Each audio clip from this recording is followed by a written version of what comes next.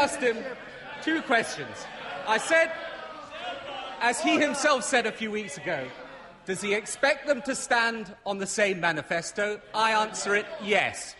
I then asked him, will he at least seek to persuade people to stand on the same manifesto?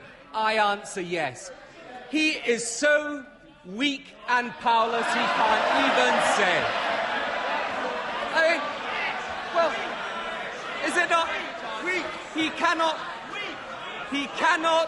cannot even get to that. Oh, yes.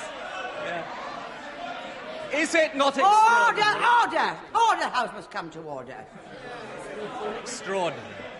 Isn't it extraordinary that the Prime Minister of our country can't even urge his party to support his own position? Yeah. Weak, weak, weak.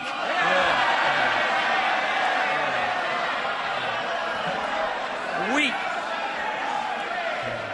And I tell him, that is the reason.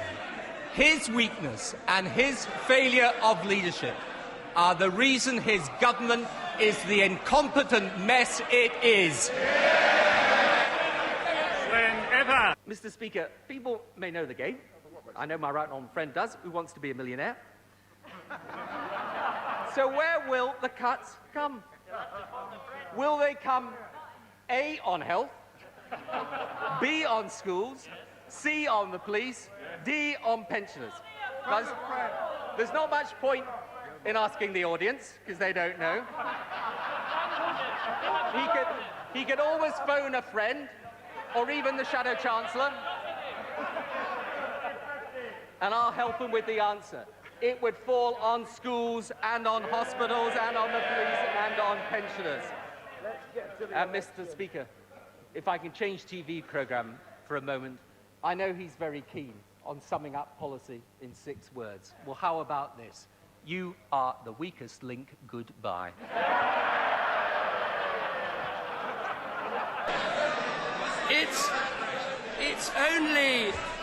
It's only our first exchange, and already the Prime Minister is asking me the questions. This approach is stuck in the past, and I want to talk about the future. He was the future once. Education. The first point of recapitalisation was to save banks that would otherwise have collapsed. And we not only saved the world, saved the banks and saved the banks and led the way. We not only saved the bank. Mr. Speaker, the House has noticed the Prime Minister's remarkable transformation in the last few weeks from Stalin to Mr. Bean.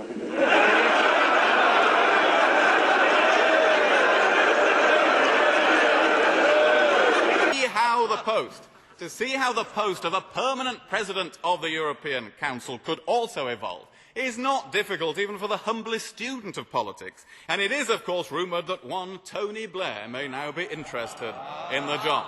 Now, if that makes us uncomfortable on these benches, just imagine how it is viewed in Downing Street. And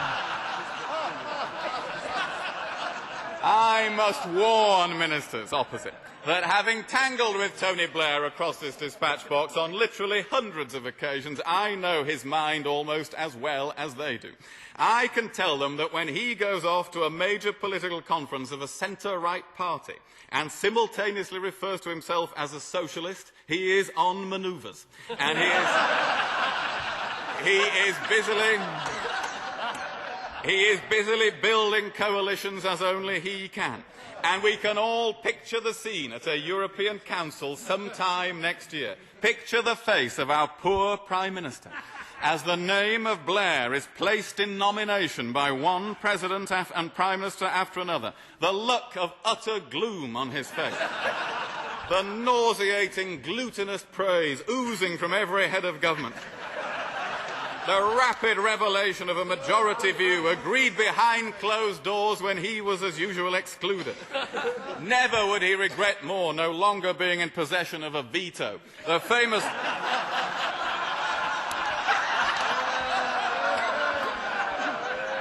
The famous drop jaw almost hitting the table as he realises there is no option but to join in. And then the awful moment when the motorcade of the President of Europe sweeps into Downing Street.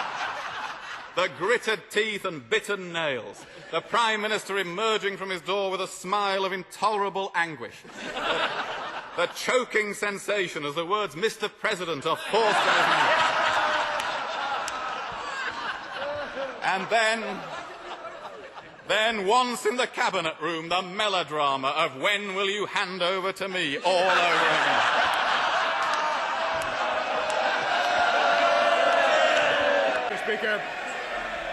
Mr. Speaker, it's the same old Conservative Party.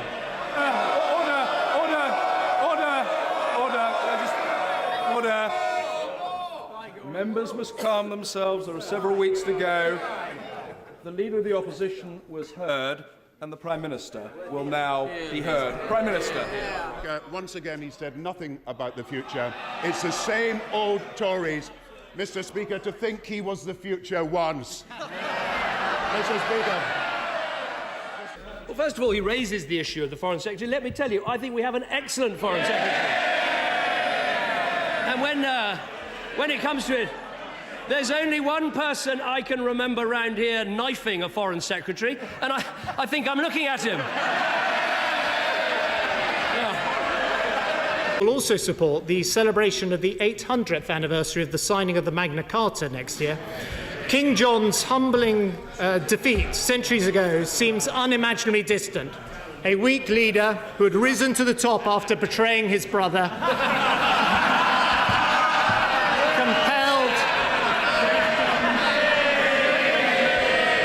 compelled by a gang of unruly barons to sign on the dotted line. So I will provide a grant to the Magna Carta Trust to ensure that today's generation learn the lessons of the past. Speaker, on Monday the Prime Minister announced his retirement plans. And he said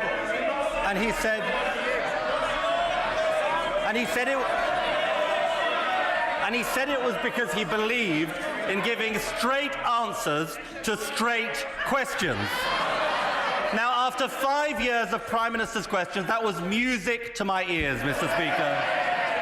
So here's a straight question. Will he now rule out a rise in VAT? In 43 days' time, I plan to arrange his retirement, Mr. Speaker. So the Shadow Chancellor literally stood at the dispatch box and read out from Mao's little red book.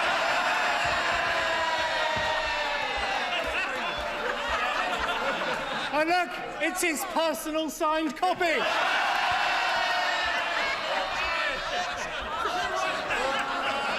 The problem is, half the Shadow Cabinet have been sent off to re-education. That's the problem. You know, people treat this Labour leadership as a joke. They are actually a deadly threat to the economic and national security of this country. I was talking of the economy. The Home Secretary, again, she said, many people find themselves exploited by unscrupulous bosses. I can't imagine who she's referring to. Let me say something to him about the democratic process of leadership elections, because I did say a couple of weeks ago that I thought it was... I have to say I'm beginning to admire his tenacity. He is reminding me of the Black Knight in Monty Python's Holy Grail. He's been kicked so many times, but he says, keep going, it's only a flesh wound. I admire that. I'd also like him to pass on my thanks to his mum for her advice about ties and suits and songs. It's extremely kind of her, and I'd be grateful if he'd pass that on to her personally. And I'm reflecting on the lesson that she offered.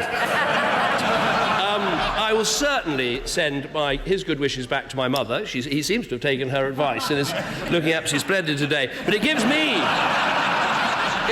the opportunity to put a rumour to rest as well, even more serious than the Strictly Come Dancing one. And he'll appreciate this because El Gato, his cat, is particularly famous. And the rumour that somehow I don't love Larry. I do. And I have photographic evidence to prove it. Sadly, I can't take Larry with me. He belongs to the house and the staff love him very much. a lot of things in politics. You can get a lot of things done. And that, in the end, the public service, the national interest, that is what it's all about. Nothing is really impossible if you put your mind to it. After all, as I once said, I was the future once.